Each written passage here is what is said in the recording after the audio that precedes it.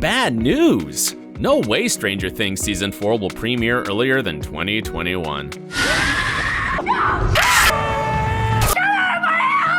We know, but we also try on our Ossa'm channel to find a silver lining to every sad situation. Stay optimistic, always. So, why can the delay of our favorite show be seen as a good thing, or even an excellent thing? Hi, I'm Dylan, and let's discuss that right away. To begin with, it works in favor of Hopper's character development. Why? The secret lies in the structure of the timeline. How much time has passed between the events of the first 3 seasons? A year, right?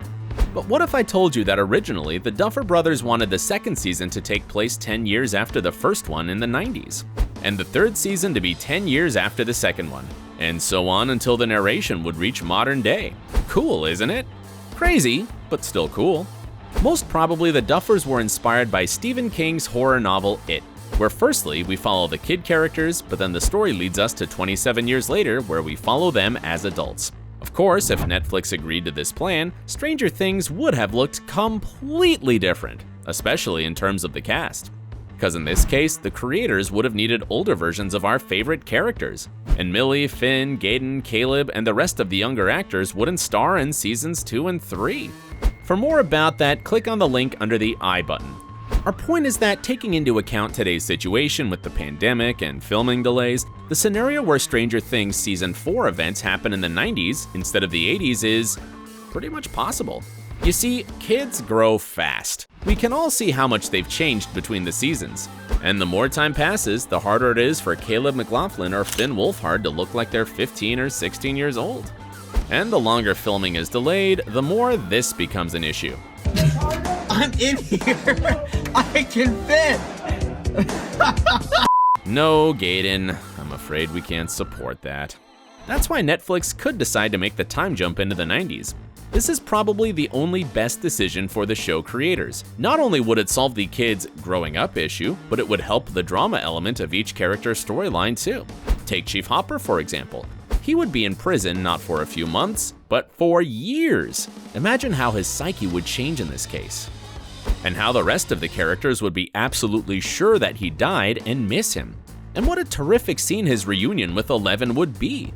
Maybe Hopper would even lose his memory because of the endless torture he survived? Which is kind of a standard move in cinema, but it always works for drama. And maybe Joyce would finally realize that Hopper was the only one she needed all this time? Well, that would leave the field open for every Stranger Things character's development. By the way, folks, we've already talked about the character's transformation on our channel in another pretty interesting video. Check it out here. And finally, if you take a careful look at the best movies and series ever made, you might notice one similarity between them. They took a long time to write. Look at Rick and Morty, for example. It's an iconic show, no doubt. And for now, they've only made 35 episodes, each 20 minutes long since 2013. They needed 7 years to make their world look so intense and truly mind-blowing. And what about Game of Thrones?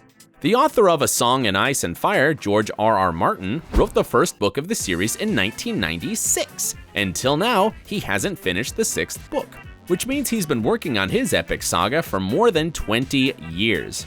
We're not saying that the Duffer brothers and Netflix should wait for so long while working on Stranger Things Season 4, but taking a break is usually rewarded by the quality of the result.